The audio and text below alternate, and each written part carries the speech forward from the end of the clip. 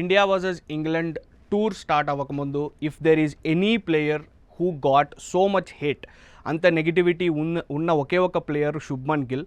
ఎందుకు అంటే రోహిత్ శర్మ, విరాట్ కోహ్లీ రిటైర్మెంట్ తర్వాత ఇండియన్ టెస్ట్ టీమ్ని ముందుకు తీసుకెళ్లాల్సిన బాధ్యత శుభ్మన్ గిల్కి ఇచ్చారు. There were a lot of discussions, చాలా కాంట్రవర్సీ జరిగింది. జస్ప్రీత్ బుమ్రాకి ఎందుకు ఇవ్వలేదు, కేఎల్ రాహుల్కి ఎందుకు ఇవ్వలేదని.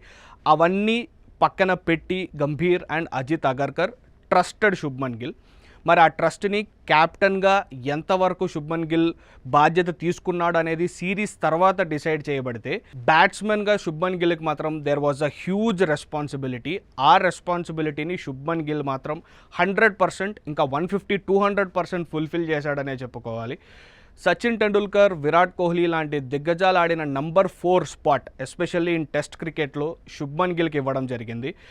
ఈ wanted that number 4 spot. He was particular, adamant about it. ఇక్కడ కూడా టెస్ట్ సిరీస్కి ముందు చాలా కాంట్రవర్సీ జరిగింది అరౌండ్ శుభ్మన్ గిల్. విరాట్ కోహ్లీ కింగ్ అయితే శుభ్మన్ గిల్ ప్రిన్స్ అని ఎలా అయితే స్టార్ట్ అయిందో, the same debate has continued with the India versus England series. MRF బ్యాట్కి కూడా శుభ్మన్ గిల్తో ఒక హిస్టరీ ఏర్పడిందనే చెప్పుకోవాలి. సచిన్ టెండూల్కర్తో స్టార్ట్ అయిన journey it continued with Virat Kohli. And Virat Kohli నుంచి ఒక బ్యాటన్ పాస్ అయినట్టు శుభ్మన్ గిల్కి అది పాస్ అయింది. అది నంబర్ 4లో. ఆ నంబర్ 4 అనే పొజిషన్ యొక్క స్పెషాలిటీని శుభ్మన్ గిల్ కన్సిడర్ చేసే he was very clear that he wanted that spot. And that to MRF Genius బ్యాట్తోనే తాను బ్యాటింగ్ ఆడతాను అని చెప్పి ఒక స్పాన్సర్షిప్ డీల్ కూడా సైన్ అయింది. ఇక్కడే శుభ్మన్ గిల్ గురించి, శుభ్మన్ గిల్ క్యారెక్టర్ గురించి, శుభ్మన్ గిల్ యాటిట్యూడ్ గురించి మనం మాట్లాడుకోవాల్సిన పరిస్థితి ఉంది. Before the start of the series there was a photoshoot. ఒక ఫోటోషూట్ జరిగింది. ఆ ఫోటోషూట్లో శుభ్మన్ గిల్ తన కొత్త ఎంఆర్ఎఫ్ బ్యాట్ని డెబ్యూ చేశాడు. ఆ డెబ్యూలో ఎంఆర్ఎఫ్ జీనియస్ ఉండడం కామనే, because Sachin to Virat to Shubman Gill అనేది ఎలాగో అర్థమైంది కాబట్టి ఫ్యాన్స్ వర్ ఓకే. కానీ ఎంఆర్ఎఫ్ జీనియస్తో పాటు there was an extra sticker, ఒక extra word that is prince అని శుభ్మన్ గిల్కి ఇవ్వడం ఫ్యాన్స్కి ఎందుకో డైజెస్ట్ అవ్వలేదు. ఆ బ్యాట్ ప్యూరిటీని వై ఆర్ యూ డెస్ట్రాయింగ్ అని చాలా పెద్ద మాటలే మాట్లాడారు. కానీ కట్ చేస్తే 2 టెస్ట్ మ్యాచ్లు శుభ్మన్ గిల్ ఆడిన runs, he is the highest run getter for India so far. మరి శుభ్మన్ గిల్ వెళ్తున్న ఫామ్ చూస్తుంటే మాత్రం he will be the highest run getter for India అని చెప్పుకోవాలి.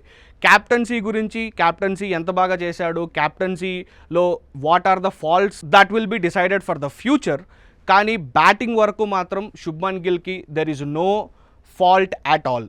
ఎస్పెషల్లీ నిన్న 270 runs that he scored with an effective control percentage of 93. అంటే 300 balls ఆడి అందులో 93% ఎఫెక్టివ్ బ్యాట్ కంట్రోల్ అంటే it's not a small thing, which means almost he middled 93% of the balls. ఇప్పుడు 100 ball ఆడితే 93 బాల్ని శుభ్మన్ గిల్ మిడిల్ చేశాడు. This proves how confident he is. Coming to the second test, India firmly has the upper hand. ఇక్కడి నుంచి India ఓడిపోయే పరిస్థితి అయితే కనిపించడం లేదు.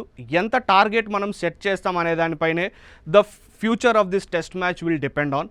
So let's congratulate Shubman Gill for playing a spectacular knock, and let's hope that India will go to Lord's with 1-all.